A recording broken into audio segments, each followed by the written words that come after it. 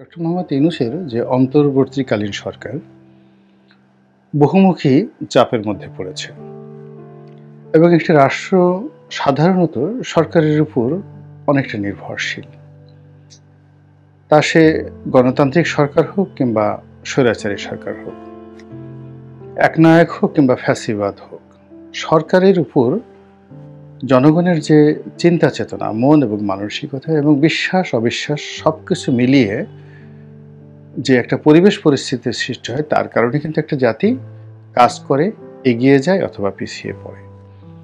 তো আমরা সেই দীর্ঘদিন ধরে যে জাতাকলে পিষ্ট হচ্ছি, সে 2014 সন থেকে নয়, ঠিক আমার মনে হচ্ছে 2013 সন থেকে সেই হেফাজতের যে আন্দোলন কিংবা তারও আগে যখন গণজাগরণ মঞ্চ হলো, তখন থেকে আমাদের যে অসুখ শুরু হলো, সেই অসুখ বাড়তে বাড়তে একেবারে আমাদেরকে বলতে গেলে এখন শুইয়ে ফেলেছে। আমরা বিষাদগ্রস্ত হয়ে পড়েছি, তারপর অনেকটা বিকলাঙ্গ হয়ে পড়েছি, মানসিক বিকারগ্রস্ত হয়ে পড়েছে। আমাদের একেবারে টপ টু লো, সর্বোচ্চ পর্যায় থেকে পক্ষে বিপক্ষে যারা সবাই আছি, আমাদের যে কোনো কথা, যে কোনো চিন্তা, যে কোনো চেতনার উপর আমরা ঘণ্টা খানেক অর্থাৎ মাত্র 60 মিনিট আমরা স্থির থাকতে পারছি না। এর মধ্যেই হয়তো আমাদের অস্থিরতা হচ্ছে, অথবা পরিবেশ পরিবর্তন হয়ে যাচ্ছে, অথবা কথাবার্তা যাকে বলা হয় এলোমেলো হয়ে যাচ্ছে। এই জিনিসগুলো হয় প্রথমত হতাশা থেকে, দ্বিতীয়ত ভয় থেকে, তৃতীয়ত লোভ থেকে, আরও অনেক কিছু থেকে। তো শেখ হাসিনার জমানাতে আমাদের ভয় ছিল, প্রচণ্ড ভয় ছিল, হত্যার ভয় ছিল, গুমের ভয় ছিল, ছাত্রলীগের ভয় ছিল, আরও অনেক কিছু। তো সেই ভয় প্রকৃতির অপার নিয়মে আমরা কাটিয়ে একটা বিরাট গণ অভ্যুত্থানের মাধ্যমে শেখ হাসিনার পরাজয়, তার দেশ ত্যাগ এবং তার যারা ঘনিষ্ঠজন, অনেকে গ্রেপ্তার হয়েছেন, অনেকে পালিয়ে গিয়েছেন, এখন আওয়ামী লীগ মুক্ত একটি বাংলাদেশ। তো সেই বাংলাদেশে আমাদের যে সুখ ছিল, স্বপ্ন ছিল, সেই সুখ স্বপ্ন ক্রমশ অসুখে পরিণত হয়েছে। আমরা যাদেরকে ক্ষমতায় বসিয়েছি তারা নিজেরাও কিন্তু সুখী হচ্ছেন না। এর কারণ হলো যে বিগত সরকারের আমল বলেন কিংবা বর্তমান আমল বলেন, সব মিলিয়ে আমাদের অর্থনীতি, রাজনীতি, সমাজ ব্যবস্থায় এতটা বিশৃঙ্খলা তৈরি হয়েছে যে রাতারাতি এখন ডক্টর মোহাম্মদ ইউনূস তো দূরের কথা, প্র্যাকটিক্যালি যদি বলি যে এখানে অন্য কোনো ফেরেশতাও যদি বসিয়ে দেওয়া হয়, তিনিও সব কিছু এলোমেলো করে ফেলবেন। অথবা শেখ হাসিনাকে যদি আবার আনা হয়, কিংবা কালকে যদি তারেক রহমান সাহেবকে বসিয়ে দেওয়া হয়, বেগম খালেদা জিয়াকে বসিয়ে দেওয়া হয়, আমার কাছে মনে হচ্ছে না যে বর্তমান যে অবস্থা, সেই অবস্থার চাইতে ভালো কিছু হবে।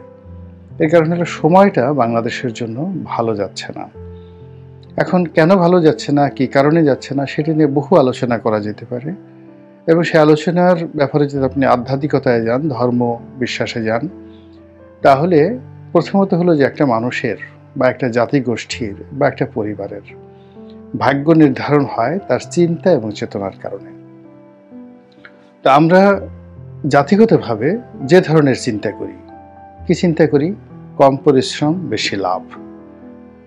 পরিশ্রম না করে বড় বড় পদপদবি পাওয়া, অন্যের যে সকল আকর্ষণীয় জিনিস আছে, যেমন সেটা টাকা হোক, ধন সম্পত্তি হোক, স্ত্রী হোক, কন্যা হোক, সুন্দরী নারী হোক, জায়গা হোক, গাড়ি হোক, বাড়ি হোক, এই জিনিসগুলো আমরা খুব সহজে ছিনিয়ে নেওয়ার কিংবা অলৌকিকভাবে পাওয়ার স্বপ্নে আমরা বিভোর হই।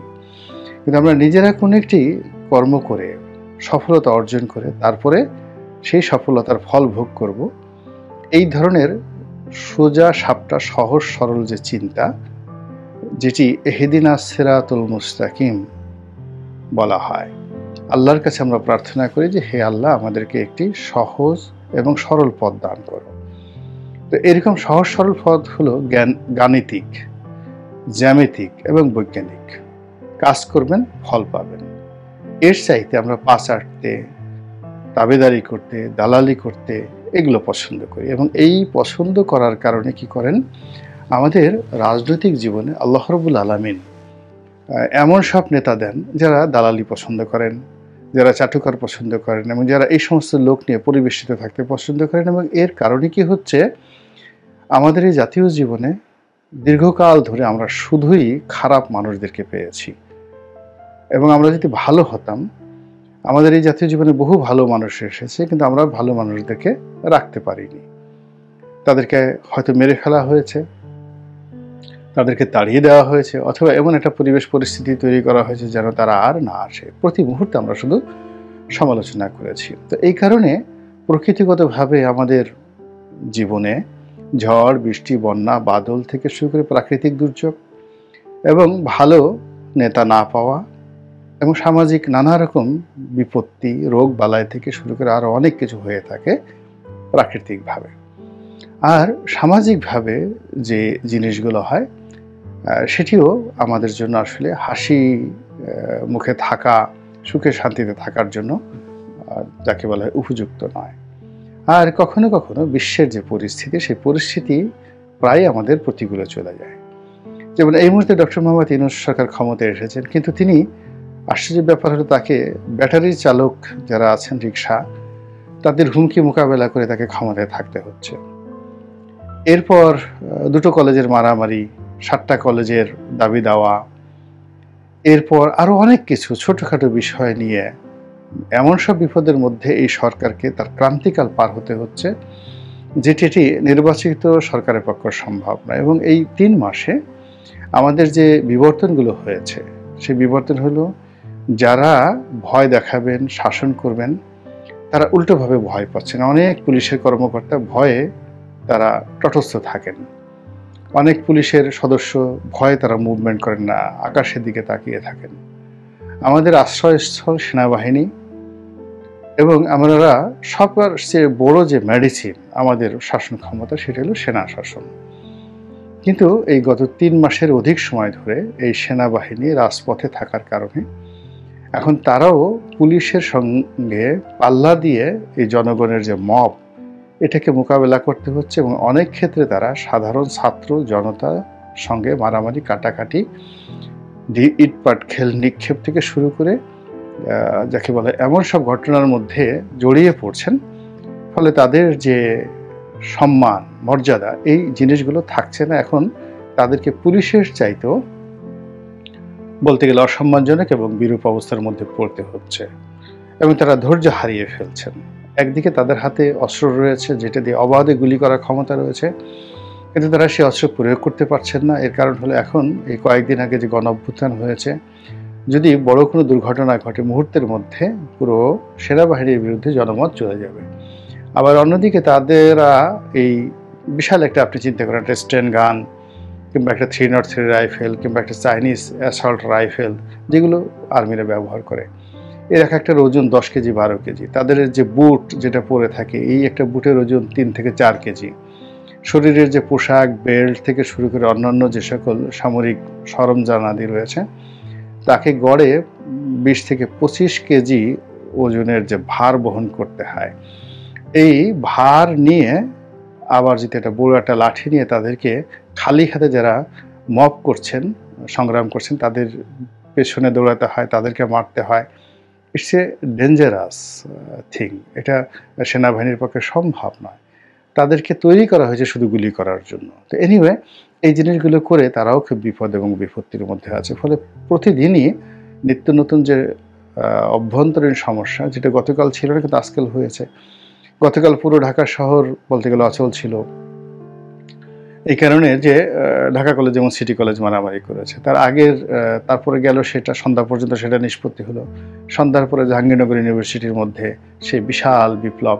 এর কারণ হলো ব্যাটারি চালিত একটি রিক্সা একজন ছাত্রীকে মেরে ফেলেছে চাপা দিয়ে। এরপরে হাইকোর্ট থেকে একটা নির্দেশ জারি হয়েছে এই ব্যাটারি চালিত রিক্সা বন্ধ করার জন্য। এই জন্য গতকাল থেকে আজ অবধি মিরপুর, মহাখালী, খিলগাঁও থেকে শুরু করে ঢাকার গুরুত্বপূর্ণ এলাকার সমস্ত সড়ক, মহাসড়ক বন্ধ অবস্থায় আছে, কোনো কাজকর্ম নেই। তো এই সকল তাপ চাপ সরকারের উপর পড়ছে। তার সঙ্গে আবার এই শেখ হাসিনা আজ কালকে ঢুকে পড়বেন, পরশুদিন ঢুকে পড়বেন, তারপরে এখানে ওটা করো, ওখানে ওইটা করো, বিভিন্ন রকম টেলিফোনে হুমকি ধামকি। এই জিনিসগুলো মূলত ছড়িয়ে পড়েছে এবং ভাইরাস আকারে ছড়িয়ে পড়েছে, এবং যারা ভয় দেখাচ্ছে তারা টের পেয়ে গেছে যে তাদের কথা কগনিজেন্সে নেওয়া হয়, এবং তারা যে হুমকি ধামকি দেয়, এই হুমকি ধামকি দেওয়ার ফলে তারা কি করছে, প্রতিপক্ষ তাদেরকে ভয় পাচ্ছে। এই জন্য তারা আরও বলিষ্ঠ, আরও কৌশলে এবং আরও ইনভেস্ট করে তাদের যে কর্মগুলো, এই কর্মগুলো তারা ছড়িয়ে দিচ্ছে।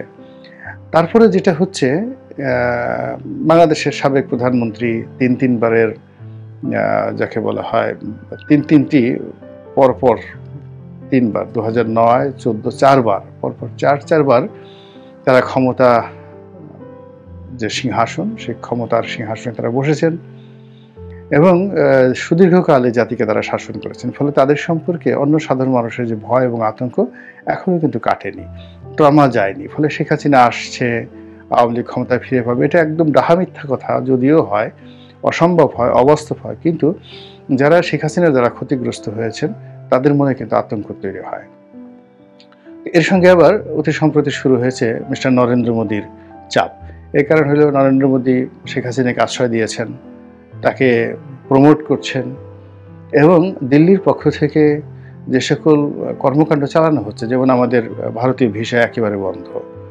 2 নম্বর হলো যে বাংলাদেশের সঙ্গে ভারতের যে কূটনৈতিক সম্পর্ক খুব সীমিত পরিসরে চালানো হচ্ছে, এবং সরকারের ঊর্ধ্বতন যারা কর্মকর্তা রয়েছেন এখনো পর্যন্ত, মানে ভারত সরকার ঊর্ধ্বতন কর্মকর্তা এখনো পর্যন্ত বাংলাদেশের ব্যাপারে কোনো ইতিবাচক সহযোগিতার হাত বাড়াননি। অধিকাংশ তারা আড়ালে আবডালে যে সকল কর্মকাণ্ড করছেন এবং যে সকল অঙ্গভঙ্গি করছেন, তার রীতিমতো ইউনূস সরকারের উপর ভীষণ রকম একটা শারীরিক এবং মানসিক চাপ তৈরি করেছে। প্রথম দিকে ডক্টর ইউনূস সরকার বিপ্লবীদের মতো কথা বলেছেন, পরবর্তীতে তিনি কূটনীতির ভাষায় কথা বলেছেন, ভারতের সঙ্গে বন্ধুত্ব করার জন্য উন্মুখ হয়ে তিনি বসে আছেন, এবং বিভিন্ন মাধ্যমে ভারতের প্রধানমন্ত্রীর সঙ্গে কথা বলা বা বৈঠক করার জন্য চেষ্টা চালাচ্ছেন, কিন্তু ফলাফল শূন্য। তো এই যখন 2 নম্বর সমস্যা, 2 নম্বর সমস্যার সঙ্গে আবার 3 নম্বর সমস্যা শুরু হলো ডোনাল্ড ট্রাম্পের বিজয়। ডোনাল্ড ট্রাম্পের সঙ্গে ডক্টর মোহাম্মদ ইউনূসের ব্যক্তিগত সম্পর্ক ভালো নয়, রাজনৈতিক সম্পর্ক ভালো থাকার একেবারেই অসম্ভব। এর কারণ হলো তার যে ক্যারিয়ার, সেই বাংলাদেশে তার গ্রামীণ ব্যাংক এবং আমেরিকাতেও তার অনেকগুলো 20টির মতো শহরে তার গ্রামীণ ব্যাংকের কার্যক্রম রয়েছে, এবং এই টোটাল কাজটি তিনি রয়েছেন বিল ক্লিন্টন পরিবারের সঙ্গে, ডেমোক্র্যাটদের সঙ্গে। তো যারা যাকে বলা হয় রিপাবলিকান এবং ডোনাল্ড ট্রাম্পের অনুসারী, তারা ডক্টর মোহাম্মদ ইউনূসকে প্রথমত পছন্দ করেন না। দ্বিতীয়ত, ডোনাল্ড ট্রাম্পের যে প্রশাসন একেবারে নিশ্চিতভাবেই আমেরিকাতে যে ব্যবসা বাণিজ্য রয়েছে ডক্টর মোহাম্মদ ইউনূসের, সেইগুলোর ফাইল ধরে টান দেবেন। ফলে ডক্টর মোহাম্মদ ইউনূস এখন যে উপদেষ্টা রূপে রয়েছেন, প্রধান উপদেষ্টা রূপে রয়েছেন বাংলাদেশে, তিনি এই মুহূর্তে যে অবস্থায় থাকেন না কেন, কিন্তু আমেরিকাতে তার যে এস্টাবলিশমেন্ট, সেই এস্টাবলিশমেন্টের উপর যদি ডোনাল্ড ট্রাম্পের প্রশাসনের বদনজর পড়ে, তাহলে তার সব কিছু তছনছ হয়ে যাবে। ইতিমধ্যে তার যারা বিরোধী পক্ষ, তারা বিভিন্ন রকম নেটে তার মেয়ে যে মনিকা ইউনুস, তার একটা ভিডিও, তিনি মদ্যপ অবস্থায় গাড়ি চালাচ্ছিলেন এবং তিনি ওই দিন ফ্রাস্ট্রেটেড ছিলেন, এবং তার ব্যক্তিগত জীবনে কিছু ঘটনা, তার বন্ধু তিনি কিভাবে চলেন, তিনি কার সঙ্গে তার যে দাম্পত্য সম্পর্ক, এই বিষয়গুলো নিয়ে খুবই বিব্রতকর কতগুলো ভিডিও সামাজিক মাধ্যমে কে বা কারা ছাড়িয়ে দিয়েছে। তো এই বিষয়গুলোর সঙ্গে সঙ্গে আবার কি হলো, সেই ইতিমধ্যে মিস্টার ডোনাল্ড ট্রাম্প তার সরকারে যাদেরকে নিয়োগ দিয়েছেন, এরা বেশিরভাগই উগ্র হিন্দুত্ববাদীর ধারক বাহক, এবং বিশেষ করে তার যে সকল গোয়েন্দা বাহিনী রয়েছে আমেরিকার, সেই গোয়েন্দা বাহিনীর প্রধান রূপে তিনি এক ভদ্র মহিলাকে নিয়োগ দিয়েছেন, ভারতীয় বংশোদ্ভূত তুলসী। তো সেই ম্যাডাম তুলসী, তার নাম সম্ভবত তুলসী গ্যাবার্ড। তো সেই ম্যাডাম তুলসী গ্যাবার্ড তিনি মূলত ইসকনের সঙ্গে সরাসরি জড়িত, ইসকনের প্রমোটার, এবং ইতিমধ্যেই তিনি নাতি দীর্ঘ একটি বক্তব্য দিয়েছেন বাংলাদেশের বিরুদ্ধে, একেবারে সরাসরি ডক্টর ইউনূসের বিরুদ্ধে, বাংলাদেশের বিরুদ্ধে, জনগণের বিরুদ্ধে, এবং এখানে তার সেই বক্তব্য হিন্দুদের পক্ষে গিয়েছে, আরও অনেক কিছু। তো সব মিলিয়ে এরকম একটা মানুষ যদি সিআইএ এর প্রধান হয়, তিনি এফবিআই এর প্রধান হন, তিনি সিআইডির প্রধান হন, পুলিশের গোয়েন্দা দপ্তর স্পেশাল ব্রাঞ্চের প্রধান হন এবং সেই অবস্থায় থেকে যদি ডক্টর মোহাম্মদ ইউনূসের সরকারের উপর চাপ প্রয়োগ করেন, সেই বহুমুখী চাপে সরকারের দিশাহারা হওয়া ছাড়া কোনো উপায় থাকবে না। এবং সরকারের মধ্যে যখন এরকম ভয়, আতঙ্ক বা এরকম দিশাহারা পরিবেশ পরিস্থিতি বিরাজ করে, তখন মহাখালীতে একজন ব্যাটারি চালক যদি একটা ধমক দেন কিংবা একজন ব্যাটারি রিকশার যে চালক একটা হুমকি দেন বা একটা টায়ার পাংচার হয়, এটি কিন্তু অনেক বড় বড় মানুষের অন্তরাত্মাও কিন্তু কেঁপে যায়। তো বাংলাদেশ যে একটা জটিল অবস্থার মধ্যে পড়েছে, সার্বিকভাবে, স্থানীয়ভাবে, আন্তর্জাতিকভাবে, আমরা যারা সাধারণ জনগণ, আমরা এর থেকে মুক্তি চাই। আমরা চাই যে আল্লাহ আমাদেরকে ভালো রাখুন, আল্লাহর কাছে দোয়া করি এবং যার যার অবস্থান থেকে যতটুকু সম্ভব নিজের জন্য, দেশের জন্য, জাতির জন্য আমরা কল্যাণকর কিছু কাজ করি, চিন্তা করি, ভাবনা করি এবং যারা দেশের কল্যাণে নিয়োজিত তাদেরকে সহযোগিতা করি। আল্লাহ আমাদের সবাইকে হেদায়েত দান করুন এবং হেফাজত করুন। আসসালামু আলাইকুম ওয়া রাহমাতুল্লাহি ওয়া বারাকাতুহু।